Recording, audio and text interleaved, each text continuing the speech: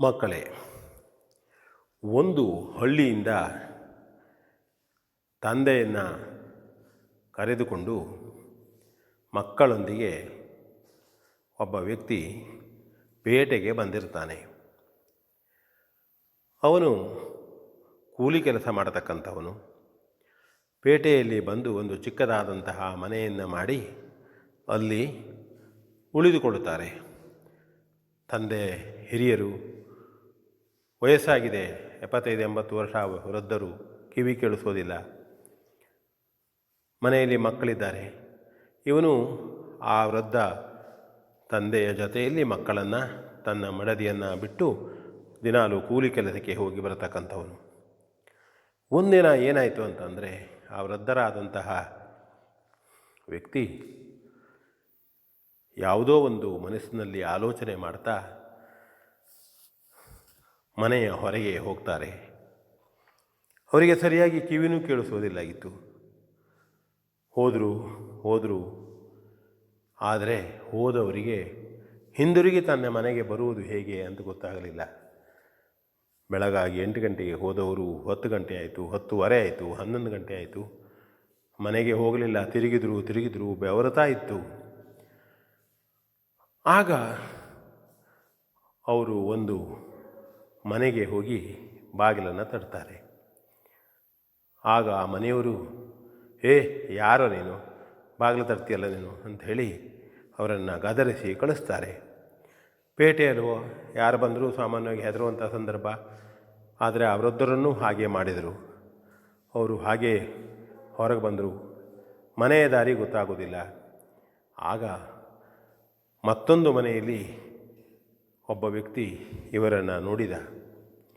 ಏನಾಗಿರ್ಬೋದು ಇವರಿಗೆ? 3-4 ಬಾರಿ ನೋಡಿದೆ, ಇದೇ ರಸ್ತೆಯಲ್ಲಿ ಓಡಾಡ್ತಾ ಇದ್ದಾರೆ, ಆ ಕಡೆ ಈ ಕಡೆ ಹೋಗ್ತಾ ಇದ್ದಾರೆ. ನಿಧಾನವಾಗಿ ಹೋಗಿ ಆ ಹಿರಿಯರಲ್ಲಿ ಪ್ರಶ್ನೆ ಮಾಡಿದ. ಅಜ್ಜರೇ, ಏನಾಯಿತು? ಎಲ್ಲಿಗೆ ಹೊರಟಿದ್ದೀರಿ? ಇಲ್ಲ, ಚಿಕ್ಕದಾಗಿ ಹೇಳಿದರೆ ಅವರಿಗೆ ಕೇಳೋದಿಲ್ಲ. ನಗೆಯಾಡಿದರು. ದೊಡ್ಡದಾಗಿ ಹೇಳಿದ. ಅಜ್ಜ, ಏನಾಯಿತು? ಏನು ಆ ಕಡೆ ಈ ಕಡೆ ಓಡಾಡೋದನ್ನು ನೋಡಿದೆ, ದಾರಿ ತಪ್ಪಿತೋ? ಆಗ ಅವರು ಹೇಳಿದರು, ಹೌದು, ತನಗೆ ದಾರಿ ತಪ್ಪಿದೆ. ತನ್ನ ಮಗನಿಗೆ ಮನೆಗೆ ಹೋಗತಕ್ಕಂಥ ನಾನು ಎಲ್ಲೋ ದಾರಿಗೆ ಹೋಗಿ ಯಾವುದೋ ದಾರಿಯಲ್ಲಿ ಬರ್ತಾ ಇದ್ದೇನೆ.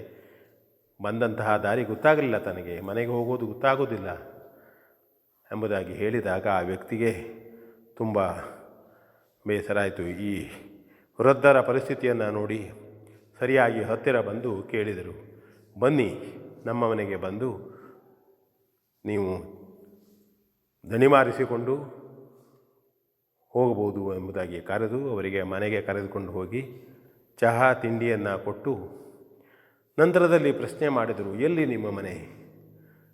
ಅವರು ನಂತರದಲ್ಲಿ ಸ್ವಲ್ಪ ವಿಷಯ ಹೇಳಿದ ಮೇಲೆ ಊಹಿಸಿ ಅವರನ್ನು ಕರೆದುಕೊಂಡು ಹೋಗಿ ಮನೆಗೆ ಬಿಟ್ಟು ಬಂದರು. ಬಿಟ್ಟು ಬಂದಾಗ ಆ ಮನೆಯಲ್ಲಿದ್ದಂತಹ ವ್ಯಕ್ತಿಗಳೆಲ್ಲರೂ ಬಂದು ಈ ಕರೆದುಕೊಂಡು ಹೋದಂತಹ ವ್ಯಕ್ತಿಯನ್ನು ಕೈ ಮುಗಿದರು, ಗೌರವಿಸಿದರು. ಅಯ್ಯೋ, ನೀವಾದ್ದಕ್ಕೆ ಹೀಗೆ ಮಾಡಿದ್ರಿ, ನಮ್ಮ ಹಿರಿಯರು ಎಲ್ಲೂ ಹೋಗ್ತಿದ್ರೋ ಏನೋ, ನಮ್ಮ ತಂದೆಯೂ ಕೂಲಿಗೆ ಹೋಗಿದ್ದಾರೆ ಅಂಥೇಳಿ ಅವರ ಹೆಂಡತಿ ಮಕ್ಕಳು ತುಂಬ ಪ್ರಶಂಸೆ ಮಾಡಿದರು ಮತ್ತು ಆ ಹಿರಿಯರನ್ನು ಒಳಗೆ ಕರೆದುಕೊಂಡರು. ಇದು ಒಂದು ಕಥೆಯಾದರೂ ಸಹಿತ ನಾವು ದಿನನಿತ್ಯ ಆಗತಕ್ಕಂತಹ ವಿಷಯ ಇದು. ಹಿರಿಯರಾದಂಥವರು ನಗರಗಳಲ್ಲಿ ಅಥವಾ ಬೇರೆ ಕಡೆಯೇ ಇರ್ಬೋದು, ಅವರಿಗೆ ಕಿವಿ ಕೇಳಿಸೋದಿಲ್ಲ, ಹೋಗಲಿಕ್ಕೆ ಕಷ್ಟ ಆಗ್ತದೆ. ಒಂದು ಕಡೆ ಹೋದಂಥದ್ದು ಮತ್ತೊಂದು ಕಡೆ ಹೋಗ್ತಾರೆ, ವಿಷಯ ಮರೆತು ಹೋಗ್ತದೆ, ಹೇಳಿದ್ದು ಮರೆತು ಹೋಗ್ತದೆ. ನಾವು ತಿಳುವಳಿಕೆ ಇದ್ದಂಥವರು ಅವರನ್ನು ಸ್ವಲ್ಪ ವಿಚಾರಿಸಿ ಅವರಿಗೆ ದಾರಿಯನ್ನು ತೋರಿಸಿದರೆ ಒಂದು ಪುಣ್ಯ ಕೆಲಸ, ಅವರಿಗೂ ಕೂಡ ಅದು ಸಮಾಧಾನವನ್ನು ಕೊಡುತ್ತದೆ. ಆ ಗುಣವನ್ನು ನಾವು ಬೆಳೆಸಿಕೊಳ್ಳಬೇಕು ಎಂಬುದಕ್ಕೆ ಈ ಕತೆ. V N Bhagwat, ಪರ್ಬಳ್ಳಿ.